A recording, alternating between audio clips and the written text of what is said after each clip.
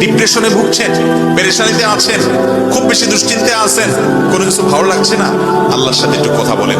আল্লাহ, আপনি আমার সৃষ্টিকর্তা, আপনি আমার মালিক, আপনার কাছে আমার ফিরে যেতে হবে। আপনার কত অবাধ্য হয়েছি, কত নাফরমানি করেছি, কত সীমা লঙ্ঘন করেছি, কত নির্দেশ অমান্য করেছি, কত নিষেধ লঙ্ঘন করেছি। আল্লাহ, এগুলোর জন্য পাকড়াও করলে আমার কোনো উপায় থাকবে না। মালিক, এখনো নাকের ডগা নিঃশ্বাস আছে, এখনো ক্ষমা চাওয়ার সুযোগ আছে। আপনি ক্ষমা চাইলে ক্ষমা করে দেন।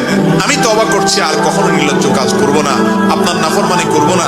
আপনি আমার অমুক পাপটা মাফ করে দেন, তমুক পাপটা মাফ করে দেন, আমাকে পাপ থেকে বাঁচায় রাখেন। আল্লাহ, আপনি আমাকে হেফাজত করেন। আপনি হেফাজত না করলে আমি নিজে নিজে বাঁচতে পারবো না। মালিক, আপনি রহম করেন। আল্লাহর সাথে একটু কথা বলেন। আল্লাহর কসম, সালহাতুস সঙ্গে বুদি দিল খারাস, আজমুদে এক জামানা খাকে বাস।